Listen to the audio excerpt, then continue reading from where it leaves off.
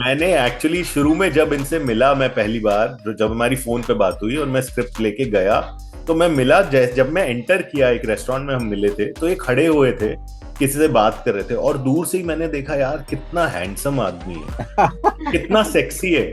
अगर वो sexual scene emotions के बारे में, इमोशनल ट्रांजैक्शंस के बारे में है, तो उससे उससे परहेज करने का कोई भी रीजन मुझे नहीं समझ में आता। Most of the credit should go to the girls. आज के मतलब ये लड़कियां कितनी स्ट्रांग है, कितनी कंफर्टेबल हैं। मनोज बाजपेयी से जो किसी ने नहीं करवाया वो आपने करवा दिया। बहुत इंटीमेट सीन दिया इन्होंने और बिल्कुल अलग अवतार में नजर आए हैं। कमेंट्स भी पढ़ रहे हैं तो लोग कह रहे हैं अरे मनोज बाजपेयी ऐसे सीन। तो कैसे आपने उन्हें एग्री कराया? और मनोज जी, मेरा आपसे भी सवाल है कि क्या नर्वस हो रहे थे आप? क्योंकि बहुत कुछ किया आपने अपनी लाइफ में, लेकिन ये वाला आप मतलब इंटीमेट सीन आपने फर्स्ट टाइम दिया है। हम से ही पूछिए सारा कुछ यही ये है। मैंने एक्चुअली शुरू में जब इनसे मिला, मैं पहली बार जब हमारी फोन पे बात हुई और मैं स्क्रिप्ट लेके गया, तो मैं मिला, जब मैं एंटर किया एक रेस्टोरेंट में हम मिले थे, तो ये खड़े हुए थे, किसी से बात कर रहे थे, और दूर से ही मैंने देखा यार कितना हैंडसम आदमी है, कितना सेक्सी है। Why has no one plugged into this side of him?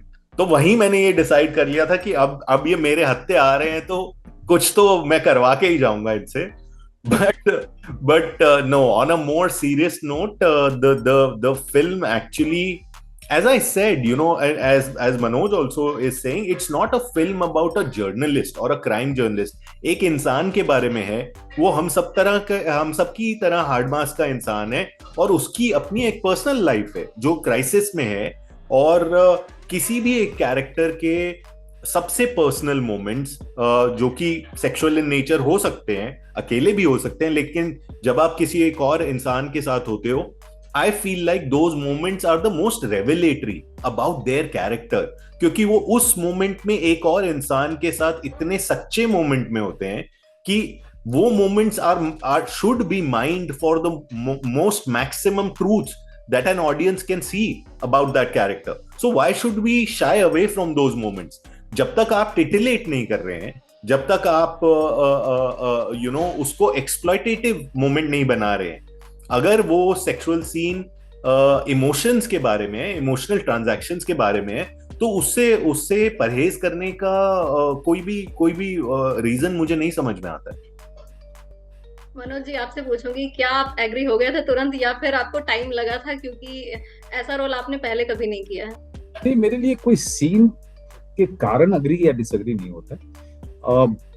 मैं तो पहले ही बोल दिया था इसको कि हम लोग काम कर रहे हैं यार, मुझे तो अच्छी लगी स्क्रिप्ट, लेकिन सिर्फ इतना मैंने पूछा था, मुझे पता नहीं कनु की याद है कि मैंने सिर्फ ये पूछा था कि क्या इसकी जरूरत है, लेकिन जो इसका जवाब था कनु का, वो यही था जो कनु ने यहाँ पे दिया आपके सामने। और मुझे लगा कि लेस मतलब यहाँ पे विल फाइंड आउट, हम लोग आगे देखते हैं कि क्या खोज सकते हैं यहाँ पे, कहाँ तक जा सकते हैं। मेरा अपना नेचर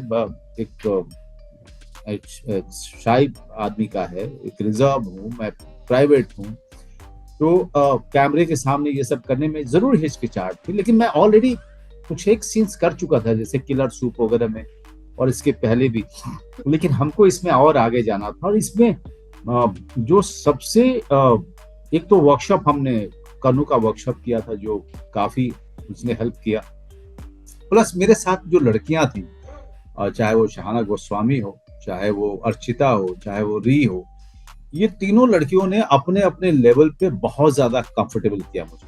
जिस तरह से इन्होंने उन सारे सीन्स को अप्रोच किया, that has actually given me lot more strength to just go ahead and just reveal myself completely. So I think the most of the credit should go to the girls. आज के मतलब ये लड़कियां कितनी strong है, कितनी comfortable है, with their own body, ये सब चीजें सीखने के लायक।